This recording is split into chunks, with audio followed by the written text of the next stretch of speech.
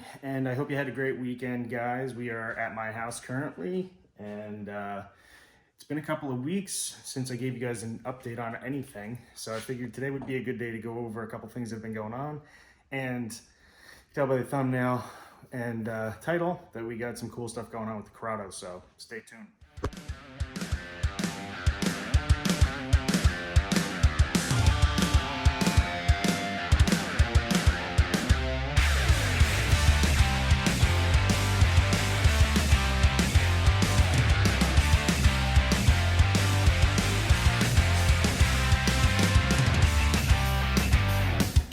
Okay, so it's been pretty crazy, just trying to get stuff in parts-wise and then timeline stuff too, because at this point, what I'm trying to get done for all the cars is things that need to get done in almost a timeline where you can't do this before you do something else. So the Integra, we were just waiting on good weather so we could paint the engine bay, and then just some other parts like motor mounts that need to be, so on a K-swap, on a DC2, or I don't know if other chassis you need to do the same thing, but you need to chop the passenger side mount off, and the new mount actually gets mounted. You could bolt it in, but we wanted to weld it before the engine bay gets painted, so I had to wait on that. So we did get some other stuff though. We got the Pci Side Skirts, which are really awesome. These are going to be a big portion of our aero. We're allowed to have aero in the class that I'm going to be competing in. So side skirts, wing, front splitter, and we can't get super aggressive, but it's nice to be able to have that because it definitely helps making you go faster.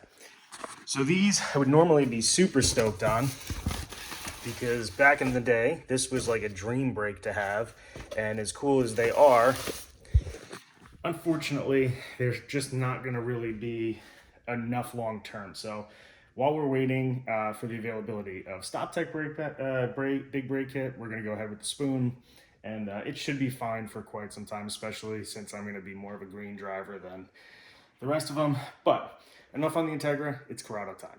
All right, so on to the Corrado, and obviously if you've been following along with this build, there's been some bigger spaces in between part of the build. So what happened was we ended up redoing the head, clutch, flywheel, shifter, pretty much a ton of stuff. We got cams in there now, and we still have a couple things that need to get done. Unfortunately, got the car back, sounds great, felt pretty good, and but we had a little bit of an issue. And that issue is, you can't really see it, but it is leaking, and it's a brand new head gasket. So I don't know if it wasn't torqued down properly, if there's some grime. I'm really hoping that this, what was supposed to be a freshly built head, was not warped.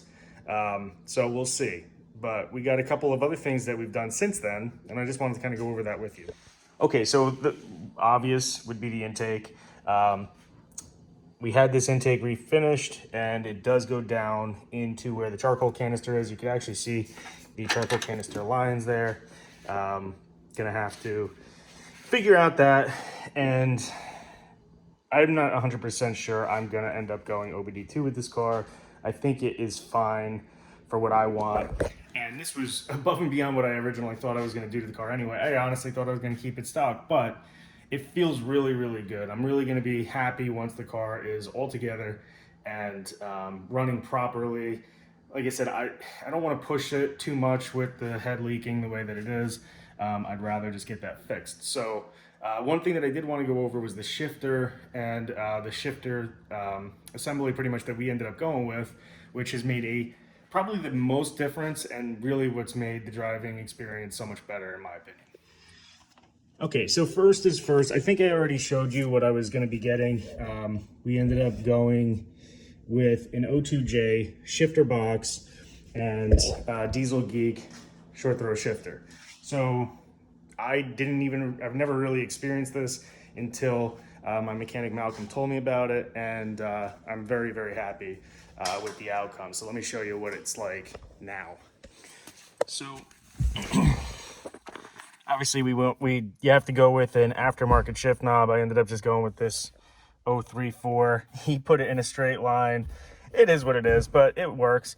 As you can see though, it is just short, notchy, and before, when it was in gear, it wasn't going like that. It was going like do. And obviously any of you with a Corrado knows how sloppy or just unprecise the shifters feel. So with this shifter, you do have a little bit of, let's see if you can kind of see. I'm going to just lift it up as best I can. I don't really want to take it completely apart. With this shifter, you can see down in there a little bit.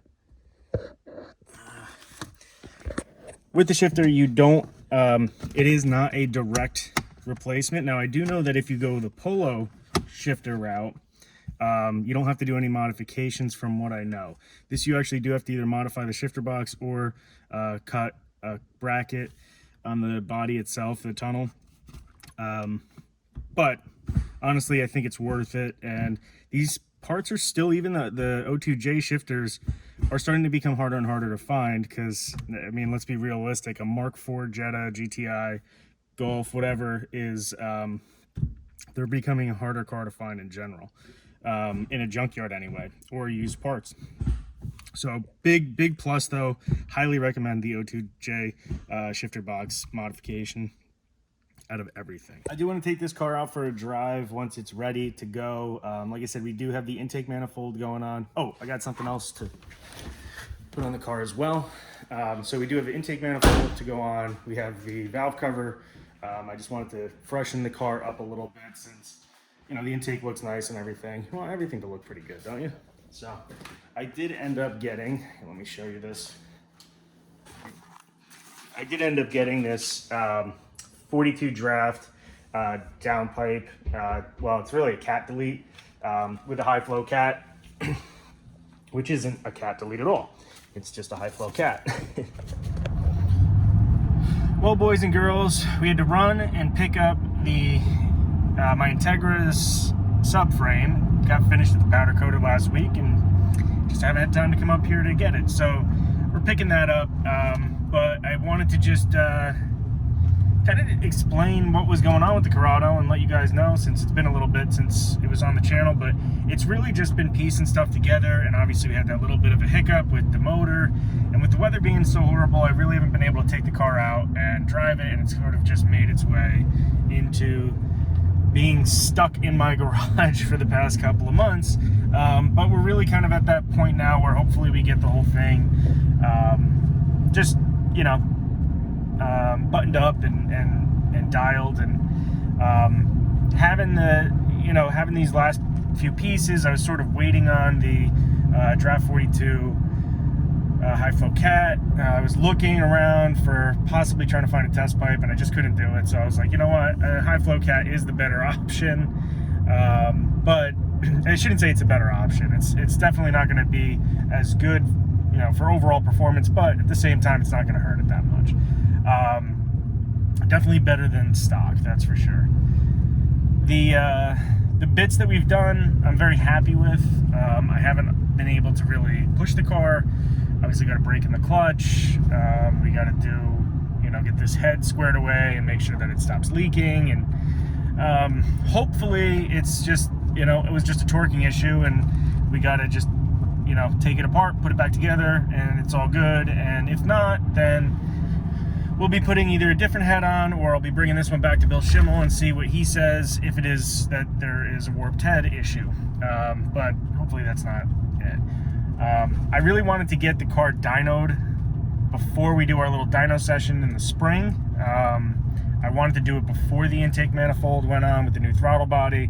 And that was just to sort of, that was the only reason why, and tell me if you guys do in the comments still want me to do that, is to just sort of, you know, shed some light. And I don't know if enough people have done this as far as like on YouTube or not. I know that there's been a lot that's gone on over the years on forums about this, you know, these types of builds. All motor builds has been done forever. Everybody's always been trying to squeeze as much as they could out of a naturally aspirated stock bottom end VR6, and it's not the easiest motor to pull a lot of power from just modifying. So you're putting a lot of money into the car for not as much of a return as some people would like. which is why a lot of these guys go supercharger or turbocharger. For me, it's not about the power, it's about the perfect balance for the street. And I personally think that the 200 mark horsepower and just shy of torque, with this little bit of lightweight high rev, is obviously ideal. And the O2J shift box has really made a difference on that, I think. It's just the drivability now, and that's really what I was going after, is like the perfect drivable car on the street. It's so much fun, and it's one of the few cars that reminds me every single time why I drive it, why I own it, or why I drive it. When I drive it is why I own the car, and it's just awesome, and I'm excited for it to be completely dialed in and just going the way that it is. Now, the one thing that we are changing cosmetically on the car, I did decide to throw the OZ middos back on and rebuild them. I had done them black on black, so black lips, black face, gold hardware, and I did that when I bought my black Corrado, and the black Corrado, it looked pretty cool on. The green Corrado, they kind of just lost something. Like, you couldn't really tell the shape of them, and it's just, that's with black wheels, you kind of lose that. But on the black car, it looked awesome.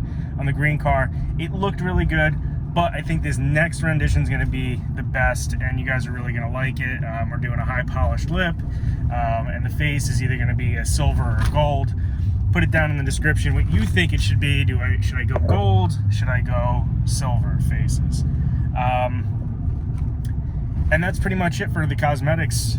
I'm pretty stoked on, like I said, where the car is, and it's going to be great once it's all finished. We will be dynoing it either way, but remind me if you do want to dyno it before the intake manifold and throttle body and see what it's making right now with just the head, the cams, the lightweight flywheel, the intake, the downpipe, the cat, all that good stuff. And then we could also do the dyno with it all done and just see what the total, performance is all said and done. Well, we're here, we're at the powder coater. Let me grab this subframe and I'll show it to you. Took a little bit of time to get the subframe and get back. So subframe's back. I know that this was a Corrado video, but I just wanted to show you guys because intuitive powder coating, they always come through. Like I said, we had that little issue on the intake manifold, and that was really just the quality of, you kind of have to know that when you're bringing something to get powder coated, they can do a lot, but they're not magic makers, and Intuitive is a very busy shop.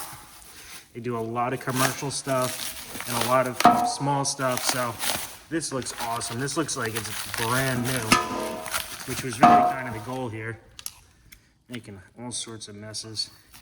Probably chipping up the powder coat, but it's going in a track car. I just wanted to do this because while you have these things apart, you might as well just do them the right way. Let's see if I can get a good angle on this in the light. Yeah, I mean, look at that. That just looks so much better. I'll post a picture right here of what this looked like prior to be powder coated. It really just looks so good, and I'm stoked on it. I wish I could have done all this with the Corrado, and this is what I was kind of getting at about possibly in the future. Everything that we were doing at this point was sort of to just find out where we would be with the performance on the Corrado after doing a head and all that stuff. So there was some maintenance stuff that needed to get done, and that's what drove me to do the head, the cams, all that good stuff. And then I was just like, well, while we're in there, why don't we just do this? Why don't we do that? And it just kind of snowballed.